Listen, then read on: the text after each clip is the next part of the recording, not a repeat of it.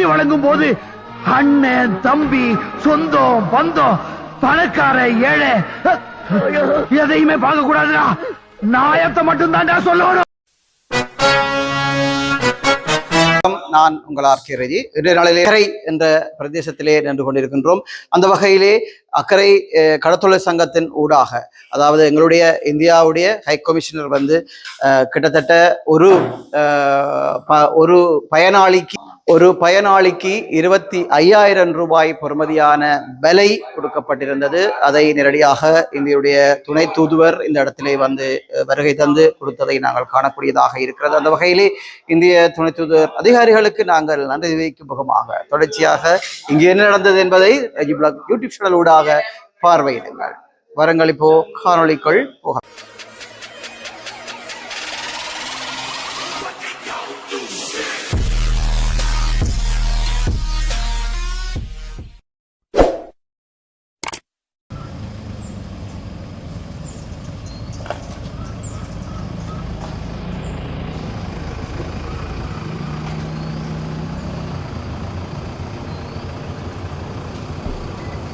வணக்கம் சார்.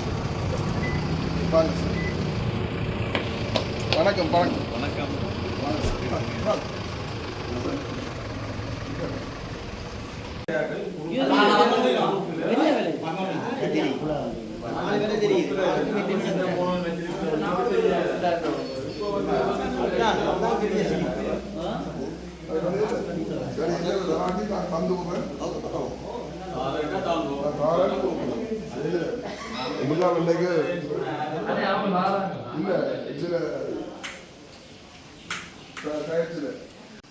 உடனே வேறு யார்கள் வந்து கத்தி கொண்டு நிற்குது. அந்த 3 வேலையை கொடுத்து எனக்கு இது இருந்தாலே எனக்கு கரெக்டான தேவை எடுத்து உங்களுக்கு போட்டு. இனிய காலை வணக்கம். ஐயா அவர்கள் சொல்லியது போல உங்கள் கோரிக்கைகளின் அடிப்படையில் இந்திய விவசாயிகர் ஆலயம் கொழும்பு மற்றும் யாழ்ப்பாணத்தில் உள்ள இந்திய துணை தூதரகத்தின் சார்பாகவும் இந்திய மக்களின் சார்பாகவும் இந்த சிறிய அன்பளிப்புகள் உங்களுக்கு வழங்குவதில் மிக மகிழ்ச்சி அடைகிறது. மேலும் இந்த பிரதேசத்துக்கு உங்கள் தேவைகளின் கோரிக்கைகளின் அபிலாஷைகளின் அடிப்படையில் எவ்வாறு இந்திய அரசாங்கத்தின் உதவியால் இந்திய மக்களின் சார்பாகவும் பல்வேறு விதங்களான உதவிகள் எதிர்பார்க்கலாம். நிச்சயமாக உங்களின் சமாசங்கள் சங்கம் இந்த பிரதேசத்தின், இந்த மாவட்டத்தின், இந்த வடக்கு மாகாணத்தின் மீன்துறை சமூகத்தில் வாழும் மக்கள், சகோதர சகோதரிகள், உங்களுக்கான தேவைகள் நிச்சயமாக இந்திய துணை தூதரகத்தின் அக்கறைக்கு கொண்டு வர வேண்டும். நாங்கள் உங்களுக்கு எல்லா விதமான உதவிகளும் வழங்குவதற்காக தயாராக இருக்கின்றோம். அனைவருக்கும் இந்த நேரத்தில் நன்றிகளை தெரிவித்துக் கொள்கின்றேன்.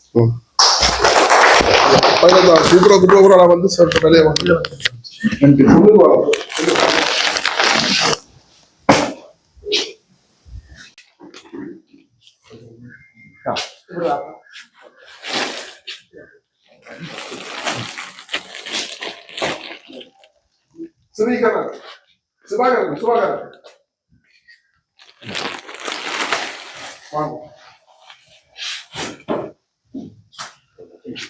கிருஷ்ணராசா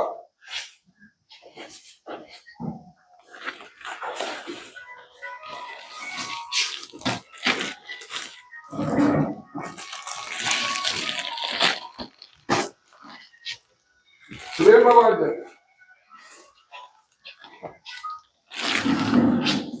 அந்த ராஜா வந்துருக்கோம். அது ஒரு பக்தராத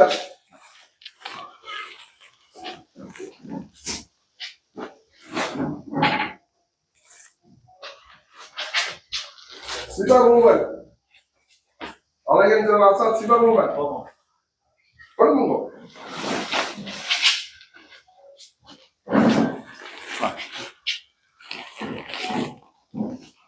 சிவஞானம் நுபோஜன்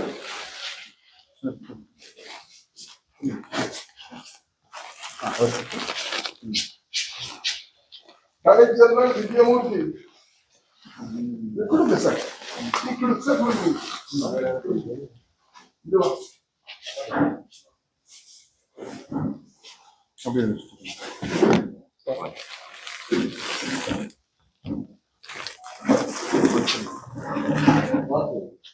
அந்த பேர் வாசிக்கலாம்.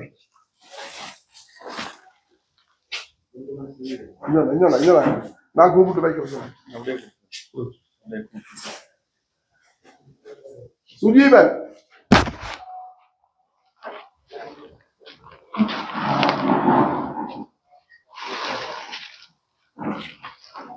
அடுத்த ரமேஷ் வா.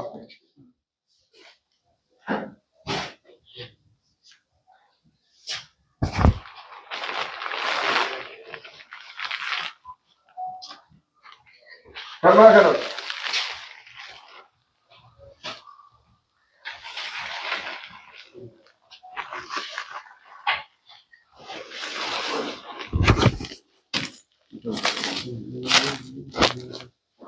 பிரேம்குமார் கொடுத்தாச்சு பிரேம்குமார் கொடுத்தாச்சு. Okay okay. திருநாவுக்கரசு ஒட்டுங்கள்.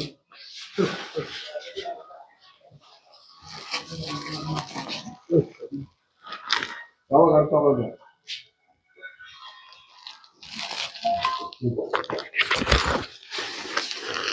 அடுத்த ஜோகராணி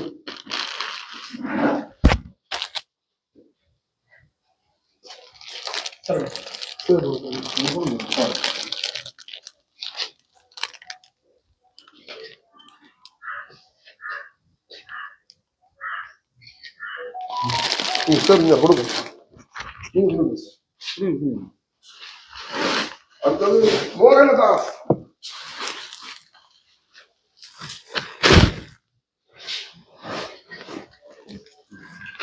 சுசியந்தன்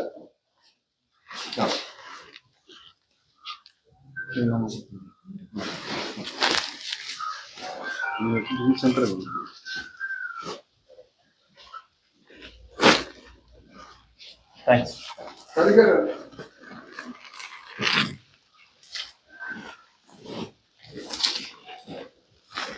சுந்தர பாபா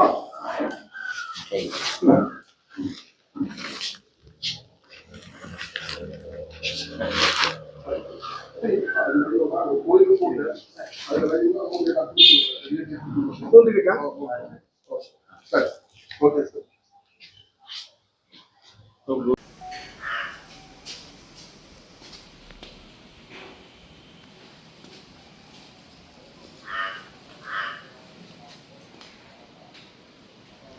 இந்த மக்களுக்கு இந்த கடற்தொழில் உபகரணங்களை ஒப்படைக்கணும் என்று சொல்லி சரியான நேரத்துக்கு வந்து எங்களுக்கு இந்த மக்களுக்கு இந்த விலைகளை கொடுத்ததுக்கு ரொம்ப நன்றி.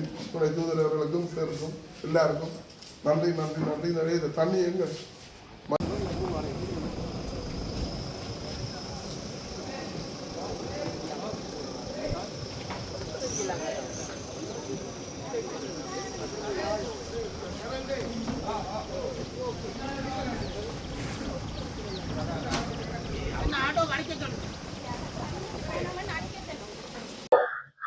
வணக்கம். நாகராசா வர்ணவல சிங்கம். எனது வலப்பக்கத்தில் நிற்கிறது அக்கறை கடத்தலார் கூட்டுறவு சங்கத்தின் தலைவர். இடது பக்கம் நிற்கிறவர் வந்து கெனடாவில் சங்கத்தின் ஒரு பிரதிநிதி. பின்னால நிற்கிறவரும் அக்கறை சங்கத்தின் ஒரு பிரதிநிதி. நாங்கள் நேற்று உள்ளூர் இழுவமடி பொட்டிங் ரோலர் சம்பந்தமாக கொழும்பு மினிஸ்ட்ரி ஆபீஸுக்கு போயிருந்தாங்க. கடற்தொழில் அமைச்சர்கிட்ட ஆபீஸுக்கு டிஜி ஆபீஸுக்கு போயிருந்தாங்க. அங்க போய் நாங்கள் எமது கடல் வளம் அழிகிறது, கடல் எங்கிருந்த மக்கள் இந்த வாழ்வாதாரம் அளிக்கப்படுது, எங்கள் இந்த வருங்கால சந்தடி வாழ்றதுக்கு வழி விட முடியல என்ற நோக்கில நாங்கள் இது சம்பந்தமாக கதைக்க போனாங்க. நாங்கள் இது சம்பந்தமாக எத்தனையோ தடவை பாராளுமன்றத்தில் கூட போய் பாராளுமன்ற உறுப்பினரோட கலைச்சு பாராளுமன்றத்துல சில விஷயங்களை நாங்கள் முன்னுக்கு கொண்டு வந்து அது சம்பந்தமான முறையில இந்த இழுவமடி சம்பந்தமான முறையில 2017 முடிவெடுத்தும் இந்த அரசாங்கம் வந்து அதை நடைமுறைப்படுத்த இல்லை. இது அது சம்பந்தமாக ஜனாதிபதியில இருந்து சகல பாராளுமன்ற உறுப்பில இருந்து சகல அதிகாரிகள் மட்டத்திலிருந்து கடத்தொழில் அமைச்சிலிருந்து எல்லாருக்கும் நாங்கள் எங்கள் இந்த கடல் வளம் அழிந்து கொண்டு போது முற்றாக அழிக்கப்படுகிறது, அதை நாங்கள் காப்பாற்றணும் என்று சொல்லி ஒரு தரம் அதை முன்னுக்கு வரையில்லை. போன மாசம் மக்கள் போராட்ட குழு வசந்த முதலியே என்று சொல்லி அவற்றை குழு ஒன்று வந்திருந்தது. எங்களை கூப்பிட்டு கதைச்சார்கள். நாங்கள் எங்கள் இந்த கடத்தொழில் சம்பந்தமான குறைநிறைகளை அவருக்கு சொல்லியிருந்தாங்கள். அவர் அதை கேட்டு போட்டு நேற்றைக்கு 23ஆம் தேதி எங்களை கொழும்புக்கு அழைத்திருந்தவர். 24ஆம் தேதி நாங்கள் மக்கள் சந்திப்பு, அதுல போய் டிஜியோடையோ கடத்தொழில் அமைச்சரோட கதைக்கலாம் வாங்கன்னு சொல்லி நாங்கள் நாங்கள் இங்கே இருந்து 4 பேர் போயிருந்தாங்கள். அடுத்தது நீர்குழம்பிலே இருந்து 2 பேர் வந்தவர்கள். அடுத்தது வசந்த முதலியையும் இன்னும் ஒரு தரம் வந்த நாங்கள் 8 பேராக நாங்கள் நேற்று டிஜி இந்த ஆபீஸுக்கு போயிருந்தாங்கள், கடத்தொழில் அமைச்சுக்கு. அங்க போனால் டிஜியும் இல்லை, கடத்தொழில் அமைச்சரும் இல்லை, கடத்தொழில் பிரதி அமைச்சற்ற செயலாளர் தான் அங்க இருந்தார். அப்ப அவர் எங்களை சந்திக்கிறதுக்கு தான் ஒத்துக்கொண்டு நாங்கள் சந்திச்சு காய்ச்சி கொண்டு இருந்தாங்க. அப்ப நான் கேட்டுறான், சரி இந்த வாங்கோ, உங்களோட கடத்தொழில் அமைச்சர் ஒரு பொய்யான வதந்தியை ஒரு பூச்சாண்டியோடு காட்டிக் கொண்டிருக்கிறார் என்று சொன்னால், இந்தியா இழுவப்படகு சம்பந்தமாக தாங்கள் இந்தியாவோட பேசணும், 2ஆம் கட்ட பேச்சுவார்த்தை மீனவ அடிப்படையில பேசணும், 3ஆம் கட்டம் அமைச்சர் மட்டத்தில் பேசணும் என்று சொல்லி ஒரு பூச்சாண்டியை காட்டிக் கொண்டிருக்கிறார். இந்தியா இழுவப்படகுக்கும் எங்களுக்கும் எந்த விதமான சம்பந்தமும் இல்லை. இந்தியா ஒரு நாடு, அவரை எல்லை தாண்டக்கூடாதுன்னு சொன்னால் பிரேனே நாங்கள் அவையோட பேசணும். அவையோட பேசுறதுக்கு எங்களுக்கு ஒன்றும் இல்லை. எங்கட நாட்டுக்கு வராது, எங்கோ வந்தால் நாங்கள் நடவடிக்கை எடுப்போம். இதுதான் வசனம். இந்தியாவோட என்னத்தை நாங்கள் பேச போறோம்? எத்தனை நேரம் பேசி முடிஞ்சது. அப்ப இதை நான் காய்ச்சினான். இந்த இந்தியா இழுவப்படகு வர்றதுக்கு காரணம் இலங்கையில இருக்கிற பொட்டிங் டோலர். இலங்கையில வடபகுதியில ஆயிரக்கணக்கான பொட்டிங் டோலர் நிற்குது. இவன் கச்சதீவு எல்லையில போய் நின்று கொண்டு இந்தியா இழுவப்படகை வரவழைச்சு, இந்தியா இழுவப்படகு இவையோட சேர்ந்து வந்துதான் எங்களந்த கடல் வளத்தையும் எங்களந்த வாழ்வாதாரத்தையும் வளைச்சு கொண்டிருக்கே தவிர இந்தியா இழுவப்படகு தானா வார இல்லை. இந்த உள்ள பொட்டிங் டோலரை வடபகுதியில் இருக்கிற இலங்கை வடபகுதியில் இருக்கிற பொட்டிங் டோலர் நிப்பாட்டினால் இந்தியா டோலர் வரமாட்டாம் என்று சொன்னதுக்கு அதே பிரதி அமைச்சர் செயலாளர் என்று சொன்னவர் சொன்னால், இந்தியா அப்படி பொட்டிங் டோலர் இருக்குன்னு தெரியாது, தாங்கள் அப்படி அனுமதி கொடுக்கல, இருக்குன்னு நாங்களுக்கு தெரியாதுன்னு சொல்லி அதுல வசந்த முதலிய எல்லாரும் இருந்தவே. அதுல ஒரு டிரான்ஸ்லேட் பண்றதுக்கு ஒரு பிள்ளை இருந்தது. அங்காலே அந்த நீதிவளத்துறை சம்பந்தப்பட்ட ஒரு தம்பி இருந்தவர் அந்த செயலாளரோட. அப்ப அவர்கள் திருப்பி சொன்னார்கள், நாங்கள் இதுக்கு யாருக்கும் அனுமதி வழங்கவும் இல்லை, தங்களுக்கு இப்படி வடபகுதியில இவ்வளவு பொட்டிங் டோலர் இருக்குன்னு தங்களுக்கு தெரியாண்டா அப்புறம் நாங்கள் சிரித்து நாங்கள் சென்றா அப்புறம் சொன்னால், நீங்கள் ஒரு கடத்தொழில் மினிஸ்ட்ரி இலங்கையில இன்றைக்கு ஆயிரக்கணக்கான வடபகுதியில ஆயிரக்கணக்கான பொட்டிங் டோலர் தொழில் செய்தன்னு சொன்னா இந்த மினிஸ்ட்ரிக்கு தெரியல. அப்ப இந்த மினிஸ்ட்ரி இருப்பான். இலங்கையில நடக்கிற பிரச்சனை, ஒரு கடத்தொழில் சம்பந்தப்பட்ட பிரச்சனை ஒரு மினிஸ்ட்ரிக்கு தெரியல என்று சொன்னா அப்புறம் மினிஸ்ட்ரி இந்த இலங்கையில என்ன நடக்குது என்று சொன்னால் அவர் திருப்பியும் சொன்னார், இதுக்கு எங்களுக்கு சம்பந்தம் தங்களுக்கு தெரியாது, தாங்கள் அனுமதி வழங்கல, தங்களுக்கு இது தெரியாதுன்னு சொல்லி. அப்ப யோசிச்சு பாருங்க, எங்களது மக்கள், எங்கட சங்கங்கள், எங்கட கடத்தொழில் மக்கள், வடபகுதியில் இருக்கிற அனைத்து மக்களையும் யோசிக்கணும். இன்றைக்கு ஒரு அனுமதி வழங்கப்படாத ஒரு பொட்டிங் டோலர், மினிஸ்ட்ரிக்கு தெரியாத ஒரு பொட்டிங் டோலர் இங்க அடைக்குது என்று சொன்னால், இங்க உள்ள அதிகாரிமார், கடத்தொழில் அமைச்சர்கள், இங்க உள்ள அதிகாரிகள், இது சம்பந்தப்பட்ட அதிகாரிமார்கள் கையூட்டுகளை வேண்டிக் கொண்டு தடை செய்யப்பட்ட தொழில்களுக்கு அனுமதியை கொடுத்துட்டு இருக்கிறார்கள். அனுமதியை கொடுக்கிறார்களோ நீங்கள் போங்க, பிடிக்காமல் நேவியிட சொல்லி பிடிக்க ஏன்னு சொன்னால், மினிஸ்ட்ரிக்கு தெரியல என்று சொன்னால் அப்ப இங்க உள்ள அதிகாரிமார் என்ன செய்யணும்? இங்க உள்ள அதிகாரிமாருக்கு என்ன கடமை? இன்றைக்கு மட்டக்கிழப்பில பாருங்க, மட்டக்கிழப்பில தடை செய்யப்பட்ட தொழில் அனைத்தையும் பிடிச்சு கொண்டிருக்கிறாங்க. நேற்றைக்கு பிடிச்சவங்க, நேற்றைக்கு நான் இந்த வாட்ஸ்அப்ல பார்த்துறான், வேலையை பிடிச்சு நீதிமன்றத்துல போய் அங்க வேலையை பிடிச்சு மக்களோட சேர்ந்து வேலையை பிடிச்சு வேலையை கூட குவிக்கிறேன். தடை செய்யப்பட்ட தொழிலை பிடிக்கிறார்கள். அதே நீங்க செய்ய முடியல. மட்டக்களப்பில தடை செய்யப்பட்ட தொழில் பிடிக்கலாம் என்று சொன்னால் ஏன் வடமாகாணத்துல பிடிக்க முடியல? அப்ப ஒவ்வொரு மாவட்டத்துக்கும் ஒவ்வொரு சட்டம். இப்ப முதல் கல்பட்டி புத்தளத்தில் ஒரு சட்டம் இருந்தது சொன்னால், அங்க பலம் அழிக்குது, பொட்டிங் டோலர் எங்கட கடல் வளத்தை அழிக்குது என்று சொல்லி 2022ஆம் ஆண்டு கோட்சாலையே அது தடை செய்யப்பட்டது. அதே உத்தரவை ஏன் இந்த பிறப்பிக்கல? இன்றைக்கு சரி எங்க இருக்கலாம் என்று சொன்னால், அங்க கடத்தொழில் அமைச்சுக்கு, மினிஸ்ட்ரிக்கு, டிஜிக்கு, மினிஸ்ட்ரிக்கு தெரியல இந்த ஆயிரக்கணக்கான பொட்டிங் டோலர் நிற்கிறது தெரியல. அப்ப இந்த உள்ள அதிகாரிமார்கள் அங்க இங்க இருந்த உள்ள இங்க என்ன நடக்குது, இங்க என்னத்தால பிரச்சனை சொல்லி ரிப்போர்ட் பார்த்து கொடுக்குறேன், அங்க கொழும்புக்கு கொடுக்குறேன். இந்த உண்மையின்படி சரியான ஒரு மக்கள கரசனை தங்கள வேலை நிமித்தம் எங்கள கடல் வளம் அழியுதுன்னு சொல்லி கரண உள்ள அது ஏடியா இருக்கலாம், ஏடி சம்பந்தப்பட்ட அதிகாரிகளா இருக்கலாம், இல்லது கடத்தொழில் அமைச்சருக்கு ஒன்றும் தெரியாது, கடத்தொழில் அமைச்சரை விடுவோம், அது ஒரு கோதாரியும் தெரியாது, அமைச்சரோட நிக்கிற ஆக்களுக்கும் தெரியாது, கடல் தெரியாது. இங்க படிச்சு வந்தாக்கள், கடல் வளத்தை படிச்சு வந்தாக்கள், எங்களந்த இலங்கையில வடபகுதியில இந்த தொழிலாளர் இன்றைக்கு எங்கட கடல் வளம் அழியுது, இந்த கடல் வளத்தை எப்படி நாங்கள் பாதுகாக்கணும், இதனால அழிஞ்சு கொண்டிருக்கு, இதுக்கு என்ன நடவடிக்கை எடுக்கணும்னு சொல்லி கொழும்பு மினிஸ்ட்ரிக்கு தகவல் கொடுக்கிறேன், ரிப்போர்ட் கொடுக்கிறேன். ஏனென்று சொன்னால் முதல் ஆளுநராக கௌரவ ராகவன், சுரேஷ் ராகவன் இருந்தவர் இங்க இருக்கேக்க நாங்கள் போய் சில விஷயங்களை அவரோட கதைச்சினாங்க. ஆனா அது வெளியிலே அவைக்கு மற்றவைக்கு என்ன மாதிரியோ எங்களை பொறுத்தளவு ஒரு நல்ல மனுஷன், அது மற்றவை இந்த பார்வைக்கு எப்படி இருந்துட்டு போகலாம். நாங்கள் கேட்டதுக்கு நாங்க உண்மையா எங்கள்கிட்ட வானுகள் புனர வைக்கிறது கொஞ்சம் காசு 22 லட்சம் ரூபாய் காசு ஒதுக்கி தந்தவர் நேரடியாக வந்து கடற்கரையில இறங்கி ஒவ்வொரு வானுகளா பார்த்து அது செய்யணும் இது செய்யணும்னு சொன்னவர். உடனடியாக அது சம்பந்தப்பட்ட அதிகாரிகளை தன்னை காரியாலயத்தை கூப்பிட்டு, ஆளுநர் காரியாலயத்தை கூப்பிட்டு உடனடியாக நீங்கள் என்ன செய்கிறீர்கள், மயில புடுங்கி கொண்டா இருக்கிறீர்கள் கேட்டவர். நீங்கள் சகல ஃபைலும் சகல உங்களது ரிப்போர்ட் ஃபைலும் தன்னை மேசைக்கு வரணும், ஒவ்வொரு மாசம் அறிக்கையும் இந்த வரணும் போட்டு கேட்டால் அது கரையோர பாதுகாப்பு தினங்களும் முழுசி கொண்டிருந்தது, ஏடியும் முழுசி கொண்டிருந்தவர், மற்ற எல்லாரும் முழுசி கொண்டிருந்தவர். ஒரு தர டைம் ரிப்போர்ட் இல்லை. ஆனா இவங்க இங்க நடக்கிற பிரச்சனை ஒன்றும் கொழும்புக்கு தெரியாது, கொழும்புக்கு அனுப்புறே இல்லை. தாங்களை இந்த கையூட்டுகளை வேண்டிக் கொண்டு தங்களுக்கு செஞ்ச தடை செய்யப்பட்ட சூழலை விட்டு கொண்டிருக்கிறாங்க.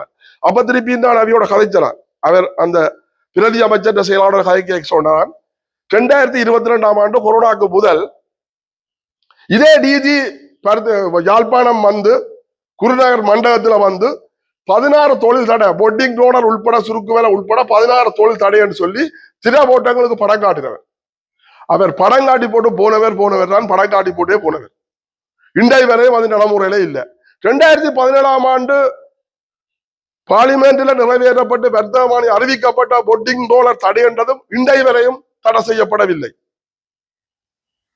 அடுத்தது வந்து கௌரவ ஜனாதிபதி அருணகுமார் திசாநாயக்க அவர்கள் ஜனாதிபதியாக வந்து ஒரு சில மாதத்துக்குள்ள வல்வெடுத்துற உதயசூரியன் கடற்கரைக்கு வந்திருந்தவர். உதயசூரியன் கடற்கரையில அந்த மீட்டிங்ல பேசி முடிஞ்ச உடனே மக்களுக்கு கருத்தை கேட்க மக்கள் சொன்னது முதல் இங்க உள்ள பொட்டிங் டோலர்களை நிப்பாட்டுக்கொண்டு அவர் உடனடியாக சொல்லி போட்டு வந்த வசனம் 2 மாசத்துல தான் இந்த பொட்டிங் டோலரை நிப்பாட்டுறன்னு சொல்லி. அப்ப பாரத ஜனாதிபதிகளும் பொய்யான வசனங்கள், பொய்யான வார்த்தைகள், இங்க உள்ள அதிகாரிமார்களும் இங்க உள்ள பிரச்சனைகளை கொழும்புக்கு தெரியப்படுத்தாமல் நாங்கள் கையூட்டலை வேண்டிக் கொண்டு தாங்கள நாடகத்தை செய்து கொண்டிருக்கிறார்கள். இதால வந்து அழிகிறது வந்து கடற்தொழில் மக்கள். இன்றைக்கு எங்களது வாழ்வாதாரம் முற்றாக அளிக்கப்படுது, கடல் வளம் முற்றாக அளிக்கப்படுது. இன்றைக்கு உள்ளூர் இழுவப்படகு, உள்ளூர் பொட்டிங் டோலர் இந்தியா இழுவமறியோட சேர்ந்து எங்களந்த வளத்தை அழிச்சு கொண்டிருக்கு. இதை வந்து இந்த உள்ள அதிகாரிமார்கள் பார்த்து கொண்டிருக்கிறார்கள், தாங்கள் கையூட்டலை வேண்டிக் கொண்டு பார்த்து கொண்டிருக்கிறேன். அப்ப இன்றைக்கு இலங்கையில எத்தனை சட்டம், ஒவ்வொரு மாவட்டத்துக்கும் ஒவ்வொரு சட்டம். மட்டக்களப்பில தடை செய்யப்பட்ட தொழில் பிடிபடுது, கல்புட்டியில வந்து தடை செய்யப்பட்டது கடல் வளத்தை அழிக்குதுன்னு சொல்லி அது நிப்பாட்டப்படுது. அடுத்தது முல்லைத்தீவில வந்து சில தொழில்கள் பிடிக்கப்படுது. ஆனால் யாழ் மாவட்டத்துல வந்து எந்த நடவடிக்கையும் இல்லை. சரி, நேற்று நீங்க அமைச்சுக்கு குறித்த விடயங்கள், அதாவது உள்ளூர் இழுவமடி படகு தொழில் சம்பந்தமா தெரியாது, அதுக்கு நடவடிக்கை எடுக்கிறத அதுக்கு சொல்லியிருந்தார். தான் இது சம்பந்தப்பட்ட ஆகோட கதைச்சு இதுக்குரிய நடவடிக்கை எடுக்கிறதா தான் சொன்னேன். நான் சொன்னேன், நீங்கள் உங்களுக்கு தெரியாதுன்னு சொன்னால் இன்றைக்கு நாட்டில் தடை செய்யப்பட்ட தொழில் ஆயிரக்கணக்கான பொட்டிக்குள்ள ஆயிரக்கணக்கா வடமாறத்துல தொழிற்செய்தல் சொன்னால் நீங்கள் என்னத்தை செய்து கொண்டிருக்கிறீர்கள்? அப்ப நீங்கள் இது எப்ப இந்த நடைமுறையில கொண்டு வர போறீர்கள்? இன்றைக்கு 16 தொழில், சுருக்கு வேலையில இருந்து, லைட்ல இருந்து, டைனமிட்ல இருந்து, குலையில இருந்து எத்தனையோ 16 தொழில் தடையண்டு போட்டு இன்றைக்கு என்னத்தை தடை செய்தீங்க? உங்களது நிலைமை என்ன? உங்களது நடைமுறை என்ன? சும்மா அமைச்சர் பதவி, அதுக்கு கீழால செயலாளர் சொல்லி நீங்கள் கூட ஆபீஸ் வேலையை பார்த்து தவிர இலங்கை இந்த கடல் வளம் அழிக்குது, வடபகுதி இந்த கடல் வளத்தை திட்டமிட்டு அழிக்கப்படுது என்று சொல்லி நீங்கள் ஒரு தரம் கரசனை கொள்ள இல்லை. நீங்கள் வந்து 2 மக்களையும், இப்ப எங்களது வடபகுதி தமிழ் மக்களையும் தமிழ்நாட்டு மீனவ உறவுகளையும் எங்களை முட்டை விட்டுட்டு நீங்கள் அரசியல்ல குளிர் காய்ச்சி கொண்டிருக்கிறீர்கள். இதுதான் நடந்து கொண்டிருக்க தவிர தடை செய்யப்பட்ட தொழில் இன்றைக்கு தடை செய்யப்படவில்லை. இன்றைக்கு கொழும்புக்கு தெரியாமலே இங்க நடக்குதுன்னு சொன்னால் அதுக்கு மேல நாங்கள் என்ன செய்யலாம்? நீங்க ஊடகங்கள்லாம் இதை வந்து வெளிக்கொண்டு விடுவேன் என்று சொன்னால் மினிசிக்கு தெரிய இல்லையா உள்ளூரில் இங்க போட்டிங் ரோலர் ஆயிரக்கணக்கான வடபகுதியில் ஆயிரக்கணக்கான போட்டிங் ரோலர் இருக்குன்னு சொல்லி மினிசிக்கு தெரிய இல்லையா தாக்கல் அனுமதியும் கொடுக்க இல்லையான்னு தெரியலன்னு சொன்னால் இந்த இலங்கையில என்ன நடக்குன்னு எங்களுக்கே தெரியல. எங்களுக்கு இதுக்கு மேல என்ன கதைக்கிறேன்னே தெரியல, என்ன சொல்றேன்னு தெரியல. அப்ப இன்றைக்கு போல கேவலம் இன்றைக்கு திட்டமிட்டு இந்த உள்ள அதிகாரிமார் திட்டமிட்டு எங்கள் இந்த கடல் வளத்தை அழிக்கிறாங்க. இன்னைக்கு யோசிச்சு பாருங்க, யாழ்ப்பாண நீரேரியில உண்மையின்படி ஒரு அட்டப்பண்ணைக்கு இடவெளியில 35-40 மீட்டர் இடவெளி இருக்கணும். இன்றைக்கு அங்க போய் நீங்கள் போய் பார்க்க நீங்கள் பார்க்க மாட்டீங்கன்னு நினைக்கிறேன். போய் பாருங்க, ஒவ்வொரு பண்ணையில தொடுத்தே விட்டுருக்காங்க. சில பண்ணையை தொடுத்தே விட்டுருக்காங்க, நீரோட்டம் இல்லை. அதுல வந்து கண்டல்மேட்டு பகுதி, அதுல வந்து நண்டுல இருந்து ரால்ல இருந்து கனவால இருந்து குஞ்சு மீன்ல இருந்து எல்லாம் உற்பத்தி ஆகிற இடங்கள், உற்பத்தி ஆகித்தான் கடல்ல இறங்குறது. இன்றைக்கு இது எல்லாத்தையும் தடை செய்து நீரோட்டம் இல்லாமல் மீன் வந்து வெளியில போகாமல் நாசம் வந்து வச்சுக்கிறீர்கள். அப்ப உண்மையின்படி நாங்கள் பருவகாலம் ஒவ்வொரு மீனை நம்பித்தான் நாங்கள் எதிர்பார்க்க 24 மணி நேரம் கடல்ல நம்பி நாங்கள் இருக்கிறோம். இன்றைக்கு எங்களாலேயே சாப்பிட வழி இல்லை, சாப்பாட்டுக்கு வழி இல்லை. அப்ப நாங்களே இந்த நிலைமையா எங்கட பிள்ளை ஊட்டியா ரெண்டு வாழ போகுது, எங்கட வருங்கால சந்தடிக்கு என்னதை விட்டுட்டு போக போறோம். அப்ப இலங்கையில வந்து இதுதான் நடக்குது. இன்றைக்கு வந்து எங்கட கடல்ல வந்து அள்ளி கொண்டு போறான். ஆனா அதை தடுக்கிறதுக்கு வந்து இந்திய அரசாங்கம் தயாரும் இல்லை, தடுக்கவும் முடியல. ஆனா வெள்ள வெட்டி மாதிரி வெள் பேச்சுகளை பேசி கொண்டிருக்கிறாங்க. அதை புடுங்குறோம், இதை புடுங்குறோம், இதை கிழிக்கிறோம், அங்க படுக்கிறோம், இங்க படுக்கிறோம் என்று கைக்கிறாங்களே தவிர உண்மையின்படி எந்த விதமான நடைமுறையும் இல்லை. உண்மையின்படி சரியான அமைச்சா இருக்கலாம், சரியான அதிகாரி மாதிரியா இருக்கலாம். எங்களுக்கு வந்து கடத்தொழில் அமைச்சர் மாதிரி இன்றைக்கு வருவாங்க, நாளைக்கு மாறி போயிடுவாங்க. நாங்கள் அவங்களை சொல்லலாம். இன்றைக்கு வந்த கடத்தொழில் அமைச்சர் மாதிரி முழுக்க என்ன எங்களுக்கு வந்த மஹிந்த அமரவராக்கு பிறகு எந்த ஒரு கடத்தொழில் அமைச்சரும் எங்களோட கடல் வளத்தை பாதுகாக்கிறக்கூடிய நடவடிக்கை எடுக்கல. ஒரு மஹிந்த அமரவரா இருக்கீங்களே ஓரளவு 150% நாங்கள் ஏதோ எங்கள் இந்த இதை நாங்கள் பாதுகாத்து எங்கள் இதை கொண்டு போனாங்க. இன்றைக்கு 100% அழிச்சு கொண்டு இருக்கிறாங்க. அதுக்கு பிறகு வந்த கடத்தொழில் அமைச்சர் எல்லாரும் இன்றைக்கு 100% அழிக்கிறாங்க. அவங்க இன்றைக்கு இருக்கிறாங்க, 4 வருஷத்துல போயிடுவாங்க. இந்த அதிகாரி மேரிகளுக்கு என்ன புரியுது? நீங்கள் காலங்காலமா அதிகாரி மேரியா இருக்கிறீர்கள், ஏடியா இருக்கிற ஏடிக்கு தரத்துக்கு அதுக்குள்ள இருக்கிற பொய்யா இருக்கிறீர்கள். இங்க உள்ள தகவல் யார் எங்க எழுப்புறீங்க? கொழும்புக்கு அனுப்புறீங்களோ இந்த இது நடக்குது, இந்த கடல் வளம் இதாலியாளி இது நிப்பாட்டத்தான் வேணும் என்று எங்க ஒரு தான் கொழும்புக்கு அனுப்பினாங்க. ரிப்போர்ட் காட்டிதான் ஏன் அங்க மினிஸ்ட்ரி சொல்லுது எங்களுக்கு தெரியாது, வடபகுதியில பொட்டிங்களோ ஆயிரக்கணக்கான பொட்டிங்களோ நிற்கிறோம் சொல்லி எங்களுக்கு தெரியாது, தாங்கள் அனுமதி கொடுக்கிறோம் ஏன் மினிஸ்ட்ரி சொல்லுது. அப்ப இங்க உள்ள அதிகாரிமார்கள் நீங்கள் எல்லாரும் கையூட்டுகளை வேண்டிக் கொண்டு நீங்கள் ரகசியமான முறையில கம்மண்டு பேசாமல் இருக்கிறீர்கள், அம்மையடங்கி மாதிரி இருக்கிறீர்கள். நீங்கள் இப்படி இருக்கிறதாலதான் இன்றைக்கு கடல் வளம் முற்றாக அழிக்கப்பட்டது. 100% அழிக்கப்பட்ட விட்டது 10% தான் இருக்கு. அந்த 10% நீங்கள் அழிச்சு விடுங்க, பிரச்சனை. நாங்கள் எப்படியா செத்து போறோம், எங்கட கரையோர மக்கள் சாகட்டுக்கு. எங்கட கடற்தொழில் மக்கள் இன்றைக்கு யாழ் மாவட்டத்தில் 52-53 குடும்பம் இருக்கு இந்த கடற்தொழில் நம்பி. இந்த வடமாகாணத்துல 1 லட்சத்துக்கு மேல இருக்கு. எல்லாரும் சாகட்டுக்கு. வார அதிகாரி மாதிரிகள் நீங்கள் எல்லாரும் கையூட்டுகளை வேண்டிக் கொண்டு சட்டவிரோதமான தொழிலுக்கு நீங்கள் இடத்தை கொடுங்கோ, வழியை வாங்குங்கோ, எல்லாத்தையும் செய்யுங்கோ. ஏனென்று சொன்னால் இன்னும் ஒரு பிரச்சனை, இங்க உள்ள சிவில் அதிகாரிமார் இங்க கொடுக்கிற பிரச்சனையை கொழும்புக்கு அனுப்ப முடியல. இங்க என்னென்ன பிரச்சனை இருக்குது, எங்கட கடல் வளம் எப்படி அழியுது, யாரால அழியுது, எப்படி அழிக்கப்படுதுன்னு சொல்லி கொழும்புக்கு கொடுக்க முடியல.